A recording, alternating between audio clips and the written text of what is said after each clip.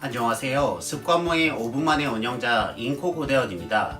이번 동영상에서는 우리가 습관 모임에서 가장 중시하는 게 작고 사소하게 하자거든요. 그러면 이 작고 사소하게 해서 과연 효과가 날 것인가에 대한 이론적 근거를 공부해 보려고 합니다.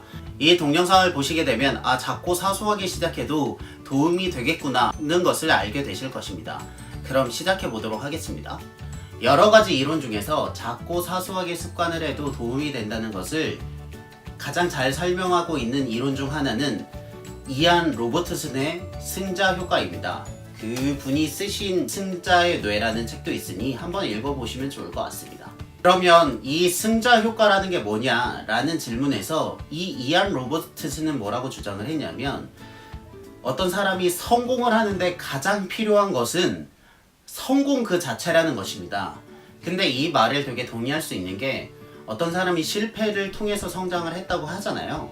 그 말은 정확히 들어보시면 실패를 했다는 데서 끝나는 게 아니라 그 실패를 딛고 어떤 일을 성공을 했을 때 그 실패가 자양분이 돼서 성공을 위한 도움이 된다는 거지, 그 실패를 한 그 상태로 끝나면 아무 도움이 안 되는 거거든요.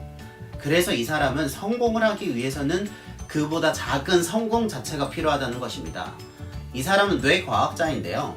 그걸 뇌과학으로 어떻게 해석을 했냐면, 어떤 사람이 승리를 하게 되면 그 뇌 속에서는 테스토스테론의 분비가 된다고 합니다.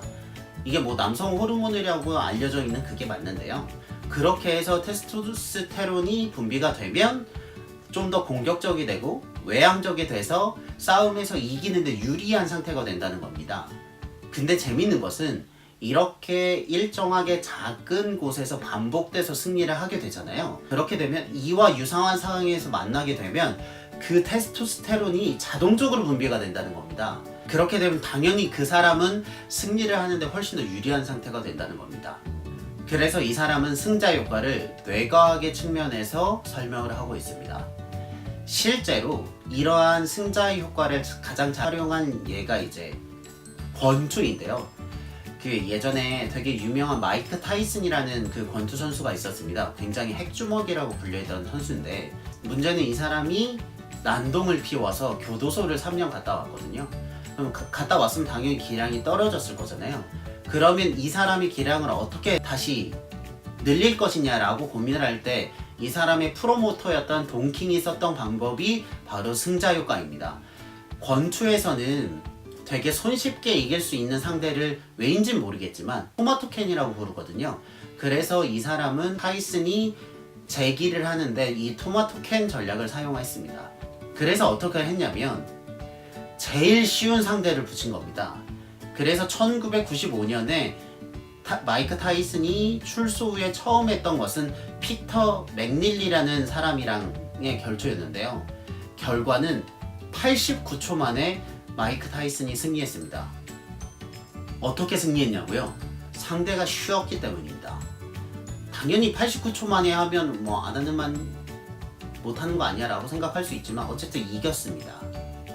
그렇게 해서 첫 번째 승리를 하고요. 그리고 두 번째 상대는 피터 맥닐리보다 조금 더 센 상대를 골랐습니다. 버스터 마티스 주니어라는 상대였는데요. 이 상대 역시 3회 만에 KO로 승리를 하게 됩니다. 그럼 이제 두 번의 승리를 했잖아요. 실은 이 두 번의 승리는 준비 운동의 성격에 강했습니다. 진짜 상대는 그 당시에 WBC 세계 챔피언이었던 프랭크 브루노였습니다. 그런데 이 마이크 타이슨은 두 번을 이제 이겼잖아요. 그리고 그 다음에 그 챔피언과 결투를 했는데요. 결과적으로는 3회 만에 KO 승을 거뒀습니다.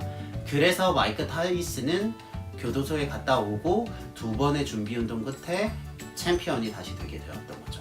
이렇게 자신이 할 수 있는 승리를 몇 번 계속 경험함으로써 그 다음 새로운 상황에서 승리를 하게 된다는 기대감을 높이는 것, 이게 승자 효과의 가장 큰 기본입니다.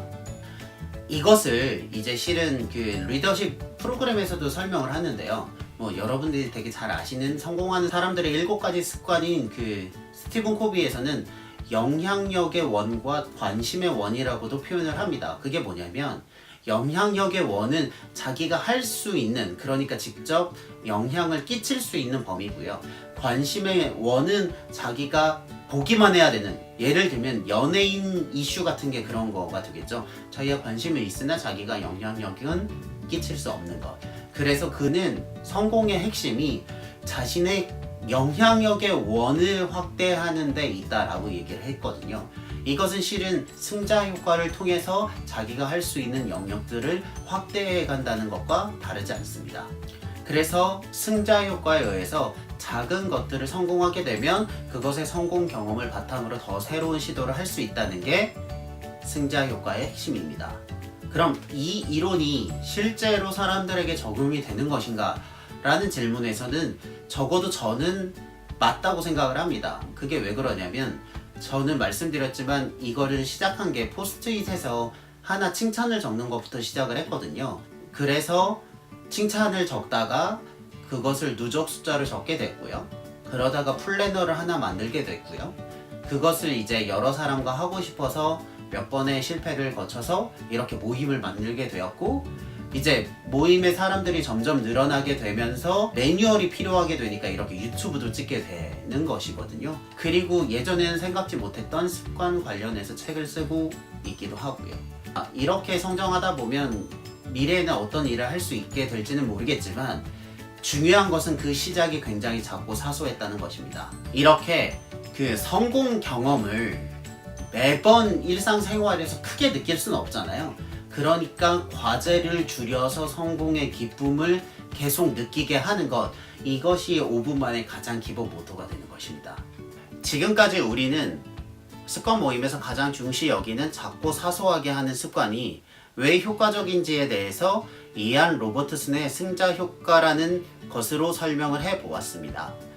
이렇게 작고 사소하게 시작을 하시다 보면 점점 그 일이 증가하게 되고 어느 순간 내가 과거에는 못했을 거라고 생각했던 일들을 하게 되는 자신을 발견하게 될 것입니다. 우리 그때까지 서로 힘을 모아서 함께 열심히 하면 좋겠습니다.